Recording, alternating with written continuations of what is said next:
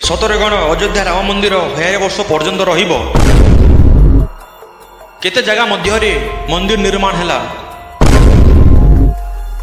गर्भगृह रे रामलाला सहित पार्श्व केउ देवता पूजा पाइबी।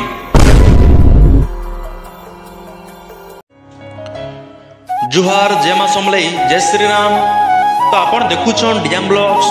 तो गोटे रिक्वेस्ट है, चैनल जदि नुआ छन चैनल के सब्सक्राइब करबे।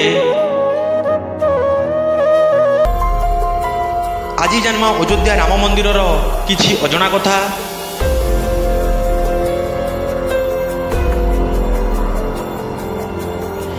समस्त हिंदू मानक मध्य गोटे संदेह जागृत हुए। अयोध्यार राम मंदिर कथा बहु वर्ष स्वप्न आज पूरा होगा जाउछि। अयोध्या पूजा पाइबे प्रभु श्रीराम। जनवरी 22 रे मंदिर उद्घाटन हेबो।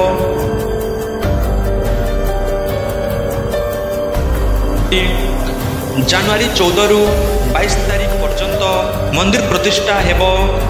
वैदिक रीति रे 108 ब्राह्मणों द्वारा यही प्रतिष्ठा कार्य समापन होगा जाउछि।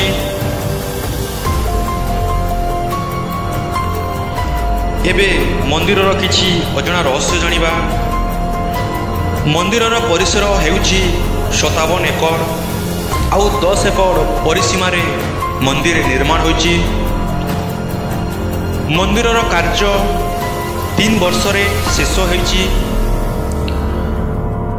मंदिर उच्चता 61 फुट थिबा बेले मंदिर पाउचर ओसार हेउछि 16 फुट। आमे जदि इटार कथा चिंता करिबा ताहाले 2 लाख इटा लागिछि। सबु इटारे श्रीराम लेखाइतिबा देखिबा को मिले।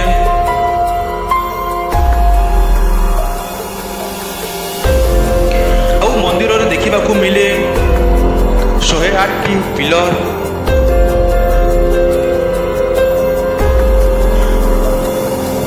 मंदिर को 5 टी भाग रे विभक्त करा जायछि।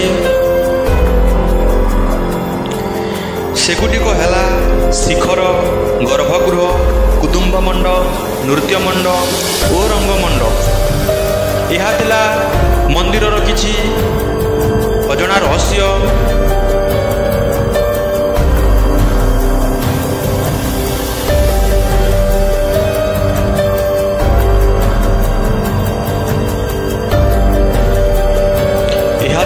मंदिर संपूर्ण विवरणी। वीडियो केमिति लागिला निजर मतामत देवे। आउ वीडियो यदि भल लगी तो ताहाले गोटे लाइक करेंगे। और चैनल जदि नुआ अछंती ताहाले चैनल को सब्सक्राइब करेंगे। धन्यवाद। जय मां समलई जय श्री राम।